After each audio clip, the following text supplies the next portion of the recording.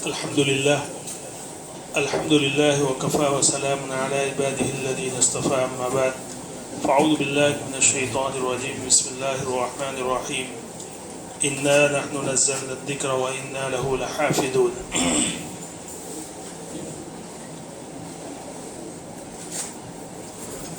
نزول قرآن کے وقت جزیرہ عرب میں مختلف قبائل آباد تھے،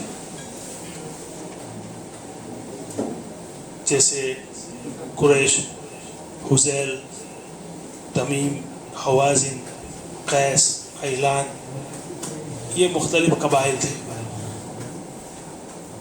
اور ہر قبیلے کی زبان تو عربی تھی، البتہ مخصوص زبان اور لہجہ ہر قبیلے کا الگ الگ تھا. اس کی مثال سمجھیے آپ، جیسے گجرات کا علاقہ ہے، واپی سے لے کر چھاپی تک کتنے ضلع ہیں، ہر ضلع میں گجراتی ہی بولی جاتی ہے، البتہ ہر ایک کا لہجہ اور الفاظ میں کچھ تبدیلی کے ساتھ، معنی تو ایک ہی ہے لیکن الفاظ الگ الگ ہیں. جیسے سورت ہے، بھروچ ہے، گجراتی ہی بولی جاتی ہے لیکن لہجہ الگ ہے اور الفاظ میں بھی کچھ تبدیلی ہے، لیکن معنی ایک ہی ہے، زبان ایک ہی ہے. تو جس وقت قرآن نازل ہو رہا تھا اس وقت بھی جزیرہ عرب میں مختلف قبیلے تھے، اور تمام قبیلوں کی ایک مخصوص زبان تھی اور ان کے لہجے بھی الگ الگ تھے. چنانچہ قرآن جو نازل ہوا وہ قریش کی زبان میں نازل ہوا. یاد رکھیے، قریش، چونکہ قریش یہ معزز قبیلہ تھا اور ان کی زبان جو تھی وہ فصیح تھی، چنانچہ قریش کی زبان میں قرآن نازل ہوا.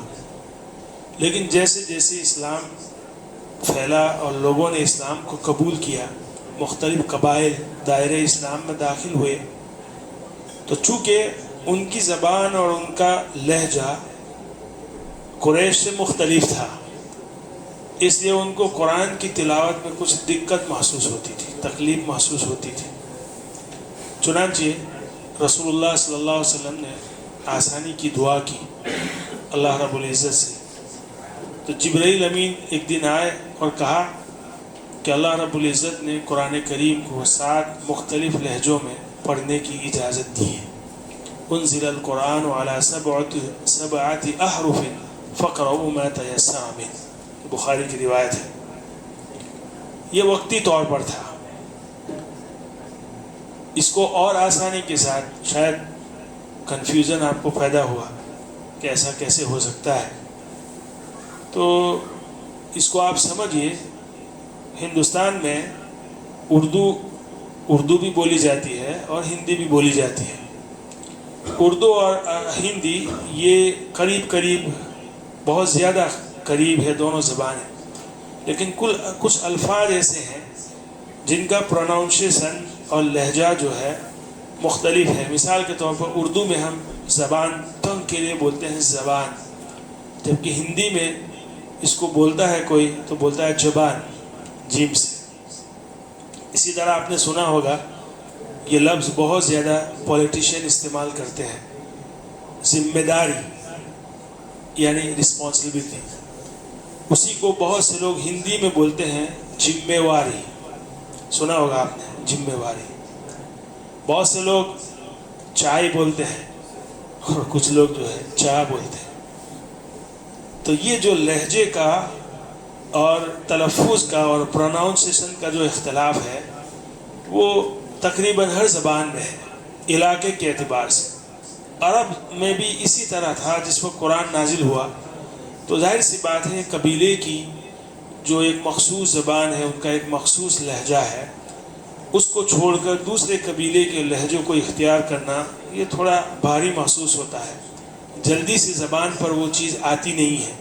اس لیے رسول اللہ صلی اللہ علیہ وسلم نے دعا کی تھی اس کی آسانی کے لیے، اور شروع میں جو ہے 7 مختلف لہجوں میں، یعنی مضمون اور معنی کو بدلے بغیر کچھ تبدیلی کے ساتھ قرات کی اجازت تھی۔ حضرت ابوبکر صدیق رضی اللہ تعالیٰ عنہ کے دور میں اور رسول اللہ صلی اللہ علیہ وسلم کے دور میں جن صحابہ نے قرآن کو لکھا، نقل کیا اور جو حفظ کیا، تمام صحابہ، جو کل میں نے بولا تھا کہ ہر صحابی حافظ تھا، نہیں، ہر صحابی یعنی جزوی طور پر صحابہ اور صحابیات قرآن کا حفظ کرتے تھے، جزوی طور پر۔ جیسے آج ہم میں سے ہر آدمی کو 30ویں پارے کی بعض صورتیں جو ہے یاد ہے، اسی طرح جزوی طور پر ہر صحابی اور صحابی عورت، صحابیات اور صحابی قرآن کا حفظ کرتے تھے اور یہ رواج تھا۔ لیکن مکمل قرآن کا حفظ جو ہے تمام صحابی نے نہیں کیا تھا، یاد رکھیے۔ کچھ صحابہ تھے جن کو جو ہے قرآن گویا کہ انہوں نے حفظ کیا تھا، خصوصاً کاتبین وحی میں سے بہت سارے صحابہ جو تھے جنہوں نے قرآن کو حفظ کیا تھا۔ تو میں اصل جو بتلانا چاہتا ہوں کہ رسول اللہ صلی اللہ علیہ وسلم کے دور میں جن صحابہ نے قرآن کو حفظ کیا تھا وہ بھی انہی لہجے کے اختلاف کے ساتھ، چونکہ اجازت تھی، اور جو قرآن جن لوگوں نے محفوظ کیا تھا وہ بھی اسی اجازت کے پیش نظر انہوں نے اپنے قبیلے کی جو مخصوص جو قرات ہے یا مخصوص جو لہجہ ہے اور زبان ہے اسی کو سامنے رکھتے ہوئے انہوں نے قرآن کو محفوظ کیا تھا۔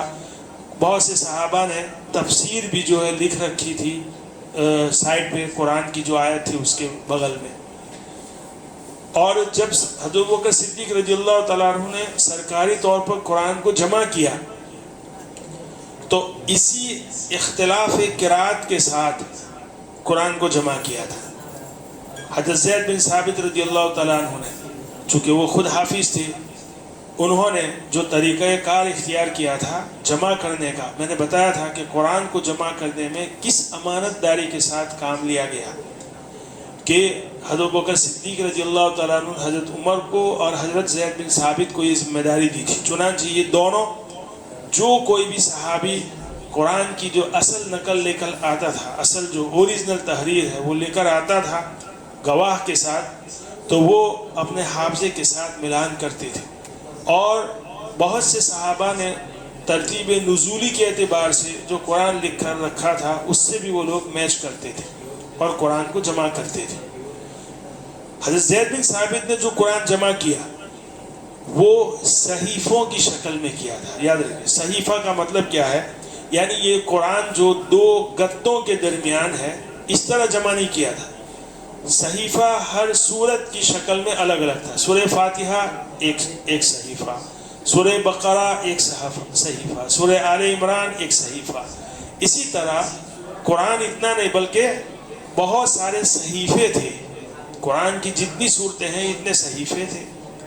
ایک تو یہ کیا تھا انہوں نے، اور دوسری بات کہ وہی جو 7 لہجوں میں پڑھنے کی جو اجازت تھی وہ تمام قراتیں اس میں جو ہے محفوظ تھی۔ اور دوسرا، جب حضرت زید بن ثابت رضی اللہ تعالیٰ، میں جو بات کر رہا ہوں آپ پوائنٹ کو یاد رکھیے، اس میں بہت سارے سوالات کا جواب ہے۔ تو زید بن ثابت رضی اللہ تعالیٰ عنہ نے جو قرآن جمع کیا، جب تمام کاپی اوریجنل تحریر جمع ہو گئی تو حضرت زید بن ثابت نے دیکھا کہ ابھی 2 آیتیں سورہ توبہ کی نہیں آئی ہیں۔ لقد جاءكم رسول من انفسكم عزيز عليه ما عنتم حريص عليكم بالمؤمنين رؤوف رحيم فإن تولوا فقل حسبي الله لا إله إلا هو عليه توكلت وهو رب العرش العظيم۔ گزشتہ کل جو پڑھا یہ 2 آیتیں نہیں تھی، مسنگ تھی۔ دیکھیے یہاں پہ ایک بات دیکھیے، نقطہ دیکھیے، حضرت زید بن ثابت چاہتے، کیونکہ وہ بھی حافظ تھے، حضرت عمر بھی حافظ تھے، چاہتے تو وہ 2 آیتیں لکھ لیتے، لیکن جو شرائط متعین کی گئی تھی ان شرائط کے مطابق ان کے پاس یہ 2 آیتیں نہیں پہنچی تھی، اس لیے انہوں نے اعلان کیا کہ پورا قرآن آ چکا ہے لیکن یہ 2 آیتیں نہیں آئی ہے۔ ایک صحابی آئے، انہوں نے کہا کہ یہ آیتیں میرے پاس ہیں لیکن چونکہ شرائط کے مطابق میں دوسرا گواہ تلاش کر رہا ہوں اور مجھے مل نہیں رہا ہے۔ تو حضرت زید بن ثابت نے کہا کہ مجھے دکھائے وہ تحریر۔ تو جب دیکھا تو کہا کہ یہ تحریر تو میری لکھی ہوئی ہے۔ یعنی کاتبین وہی جو لکھتے تھے تو ایسا تھوڑی ہے کہ ایک ہی آیت انہوں نے بس ایک ہی مرتبہ لکھا، کئی کاپیاں وہ اپنے ہاتھ سے لکھتے تھے. اور رسول اللہ صلی اللہ علیہ وسلم، حضرت جبرائیل جو آتے تھے ہر رمضان میں، وہ پچھلے سال کا جتنا جو نازل ہوا جو قرآن ہے اس کا دور کرتے تھے. یہ دور اصل میں کیا تھا؟ وہ اپروول تھا کہ کوئی آیت جو ہے چھوٹ تو نہیں گئی ہے، مسنگ تو نہیں ہوئی ہے. سمجھ رہے ہیں؟ یہ تو دور کا مطلب آپ سمجھیے. تو جب یہ لوگ جو جمع کرتے تھے، یہ کاتب حضرت زید بن ثابت جو آیتوں کو جمع کرتے تھے، تو انہوں نے یہ شرط لگائی تھی کہ وہ آیت جو ہے اوریجنل تحریر کا مطلب یہ کہ رسول اللہ صلی اللہ علیہ وسلم سے اپروو شدہ ہو. جب رسول اللہ صلی اللہ علیہ وسلم سے اپروو یعنی حضرت جبرائیل سے بھی اپروو. اتنی احتیاط سے کام لیا گیا. تو جب یہ دو آیتیں جو ہے زید بن ثابت نے کہا کہ آپ ایک گواہ ہیں اور میں گواہ ہوں، چنانچہ یہ آیتیں بھی شامل کر لی گئی. اور یہ پورا جو قرآن صحائف کی شکل میں حضرت ابوبکر کو دیا گیا. حضرت ابوبکر صدیق نے حضرت عائشہ کو دیا.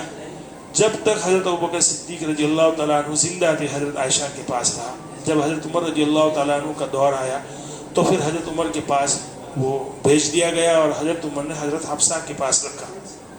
اب دیکھو یہاں پہ یہ جو واقعہ پیش آیا، سرکاری طور پر قرآن کو سرکاری ریکارڈ میں لیا. اس کے بعد حضرت ابوبکر صدیق کے آخری دور میں حفظ قرآن کا ماحول بن گیا تھا مدینے میں. چنانچہ اب یعنی رسول اللہ صلی اللہ علیہ وسلم کے دور میں تو بڑے لوگ حفظ کرتے تھے جزوی طور پر، کلی طور پر، لیکن حضرت ابوبکر صدیق کے دور میں اب بچوں میں، نوجوانوں میں حفظ قرآن کا جو ہے ماحول بن چکا تھا. حضرت ابوبکر صدیق کا انتقال ہوا، حضرت عمر رضی اللہ تعالیٰ عنہ. حضرت عمر رضی اللہ تعالیٰ عنہ نے اس معاملے کی طرف اس قدر توجہ دی کہ انہوں نے حدیثوں کو زیادہ بیان کرنے پر پابندی لگا دی تھی. نعوذ باللہ یہ نہیں تھا کہ ان سے حدیث سے جو ہے کوئی دشمنی تھی، نعوذ باللہ یہ خلیفہ ثانی سے یہ امید نہیں کی جا سکتی اور سوچ بھی نہیں سکتا کوئی.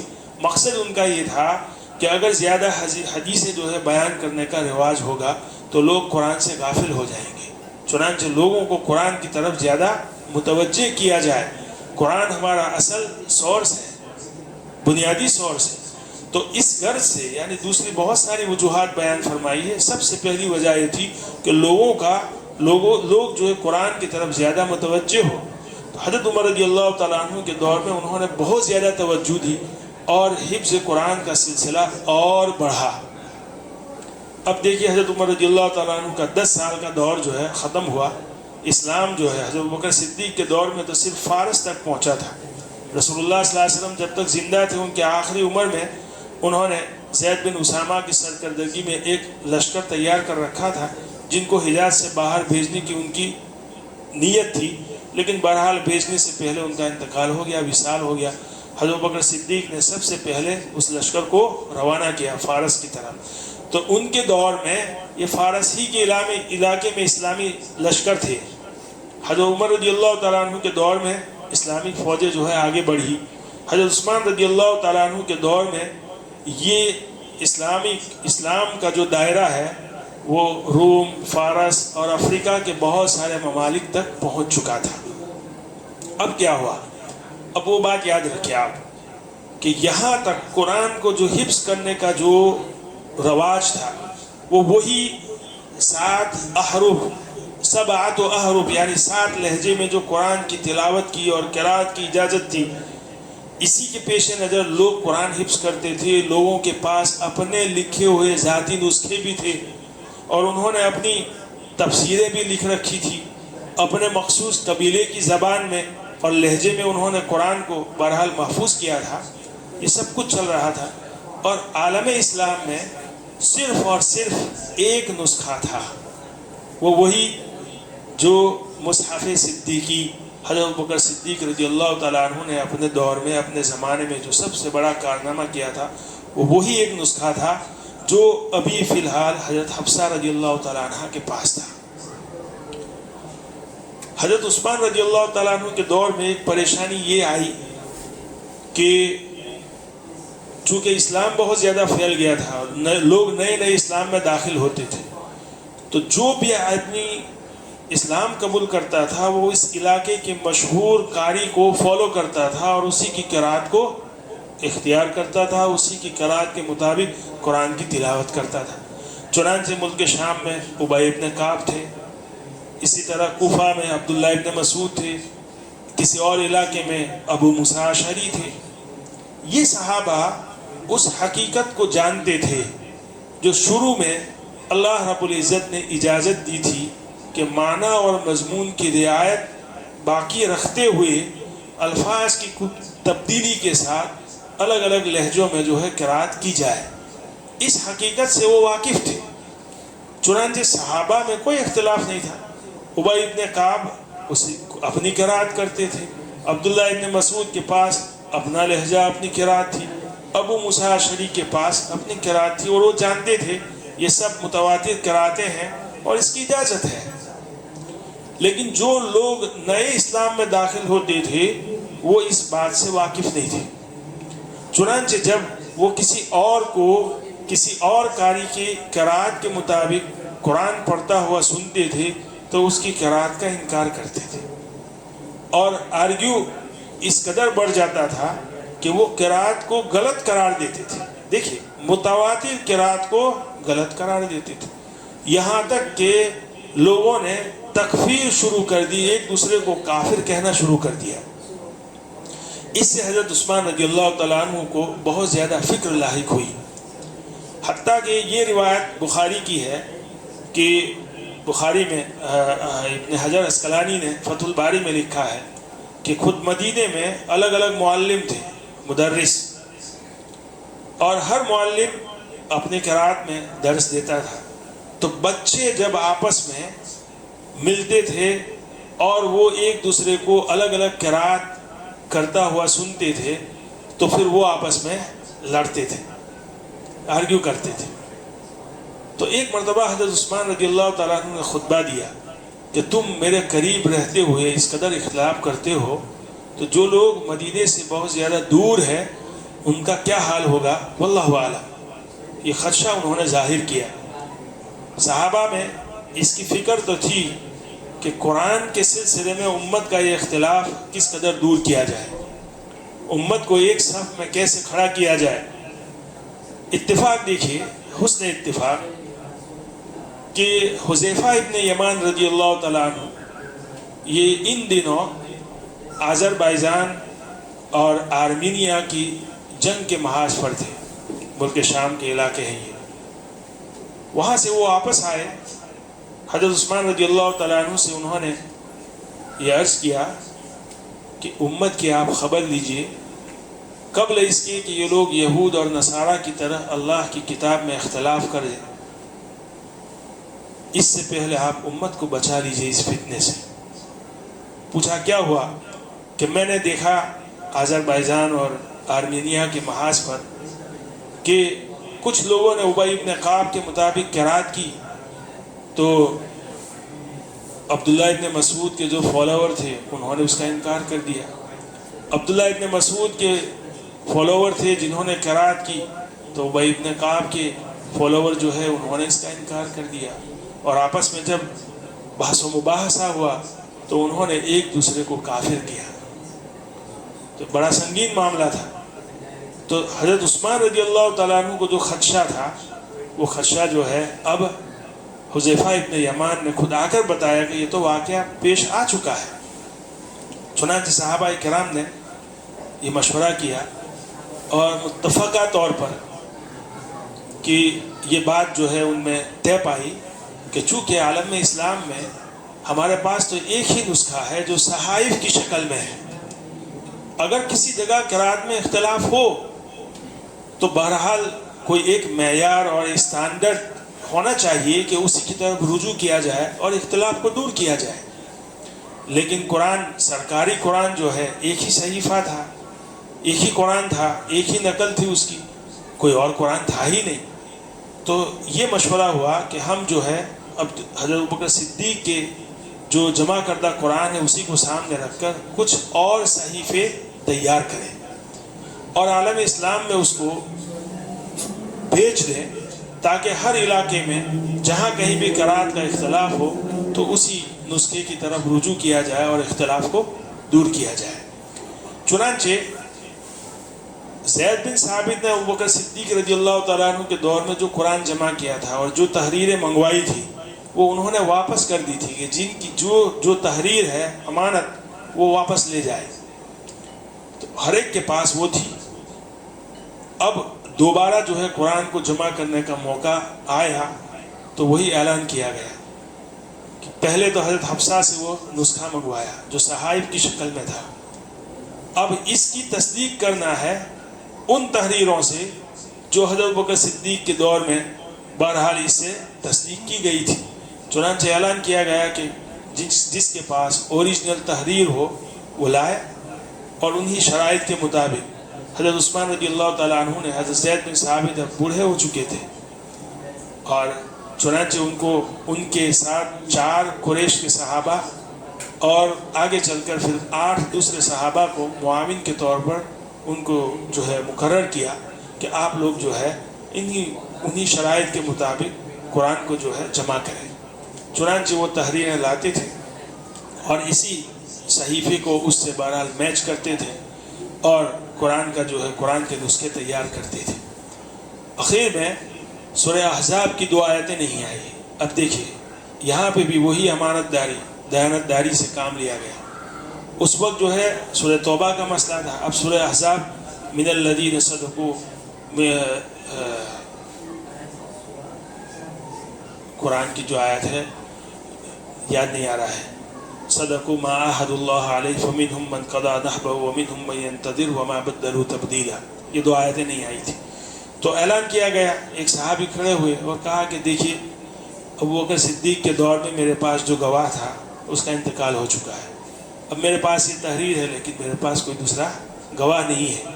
وہ صحابی وہ تھے جس کے بارے میں رسول اللہ صلی اللہ علیہ وسلم نے یہ اجازت دی تھی کہ شریعت میں 2 مردوں کی گواہی کا اعتبار کیا جاتا ہے، لیکن یہ تنہا صحابی ہے، اس کی ایک گواہی 2 گواہوں کے قائم مقام ہے۔ چنانچہ جب وہ کھڑے ہوئے تو تمام صحابہ نے کہا کہ آپ کو دوسرے گواہ کی ضرورت نہیں ہے، آپ تنہا ایسے ہیں کہ آپ کی گواہی 2 گواہوں کے قائم مقام ہے۔ چنانچہ وہ آیتیں لے لی گئی اور حضرت عثمان رضی اللہ تعالیٰ عنہ کے دور میں ایک قول کے مطابق 7 صحیفے تیار کیے گئے، ایک قول کے مطابق 6 صحیفے تیار کیے گئے، بصرہ، کوفہ اور مکہ، مدینہ اور جو عالم اسلام ملک شام میں ان کو بھجوا دیا گیا، اور جو مسجدیں تھیں اس میں رکھ دیا گیا، جامع مسجد میں رکھا، کہا کہ یہ مقصد یہ تھا کہ قرات میں اختلاف ہو تو اسی کی طرف رجوع کیا جائے۔ اب کیا کیا، جو تحریریں جمع کی تھی اور کہا جس کسی کے پاس بھی کچھ بھی لکھا ہوا ہو وہ سب جمع کر دیں۔ حضرت عثمان نے سب کو جلا دیا اور امت کو حضرت ابوبکر صدیق کے اس صحیفے پر جمع کیا۔ یہ ہے جمع قرآن کا مطلب، یعنی ابوبکر صدیق نے قرآن کو سرکاری ریکارڈ میں لیا اور حضرت عثمان رضی اللہ تعالیٰ عنہ کا کارنامہ اسی مصحف صدیقی پر تمام امت کو جمع کیا۔ دیکھیے میرے دوستو، یہ اپنی کتاب جو ہے اپنی اس کی ایک میں نے جھلک بتلائی ہے، حالانکہ یہ تو اس میں تو بہت علمی باتیں ہیں اور بہت لمبا موضوع ہے، لمبا ٹاپک ہے۔ میں نے اس لیے آپ کو یہ بات کہی تاکہ آپ جو ہے کبھی کنفیوژن میں مبتلا نہ ہو۔ دیکھیے ایک بچے نے مجھے بتایا کہ گزشتہ کل کہ میں نے بہت پہلے ایک ڈیبیٹ سنی تھی جس میں ایک نان مسلم یہ کہہ رہا تھا کہ آپ کیسے کہہ رہے ہیں کہ قرآن آپ کا محفوظ ہے، اس لیے کہ آپ کا نبی نعوذ باللہ وہ تو اپنی زبان میں کہہ رہا تھا کہ امی تھے، وہ لکھنا پڑھنا تو جانتے نہیں تھے، تو آپ کیسے کہہ رہے ہیں کہ یہ قرآن جو ہے وہ وہی ہے جو جبرائیل امین کے واسطے سے نبی پر نازل ہوا تھا، اس لیے کہ وہ تو امی تھے، لکھنا پڑھنا تو جانتے نہیں تھے۔ تو وہ کہہ رہا تھا کہ اس کے سوال کا جواب آڈینس میں سے کسی نے نہیں دیا اور نہ کوئی دے سکا، لیکن میں نے اس کو پوچھا کہ آپ نے تو کسی سے پوچھا نہیں۔ سمجھ رہے ہیں میں کیوں کہہ رہا ہوں؟ اس لیے کہ دیکھیے ہمارے اندر نہ سوال کرنے کا جذبہ ہے، نہ جواب جاننے کا جذبہ ہے، نہ پڑھنے کا جذبہ ہے. ہم ہندوستانی پتہ نہیں یہ نحوست ہے. حالانکہ اب میں بتاؤں، یہ احمد کی بات کر رہا ہوں، میرے بیٹے کی. اس کو تو مجھے پوچھنا تھا، گھر ہی کی بات تھی. لیکن یہ ایک مزاج ہے ہم میں سے ہر ایک کا. اب چلو نہ جانے نہ پوچھا کوئی بات نہیں، لیکن وہی شک جو کنفیوژن ہے اس کو پالتے رہتے ہیں. یہ تو اچھا ہے کہ ہم اسلامی ماحول میں رہتے ہیں، ہمارا گھر کا ماحول بھی اسلامک ہے. الحمدللہ ہم اپنے ماں باپ کو دیکھتے ہیں کہ 5 وقت کی وہ نماز پڑھتے ہیں اور دین کا ماحول ہے. اس لیے بہت کم جو ہے امکان ہے کہ ہم جو ہے بھٹک جائے یا اولاد بھٹک جائے.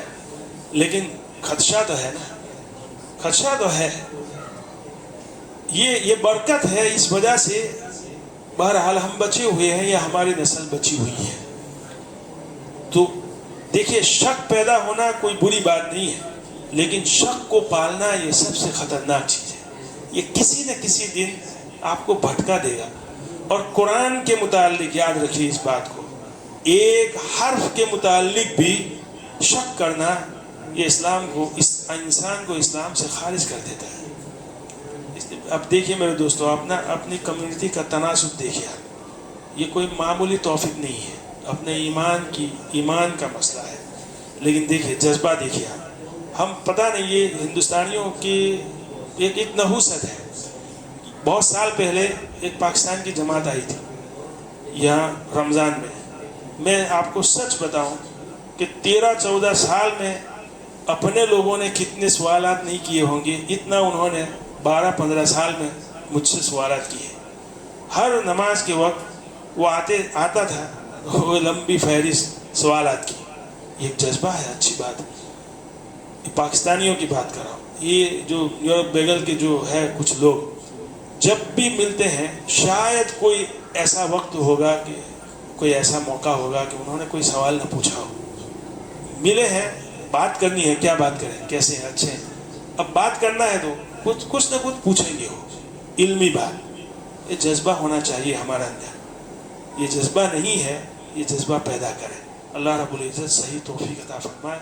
وآخر دعوانا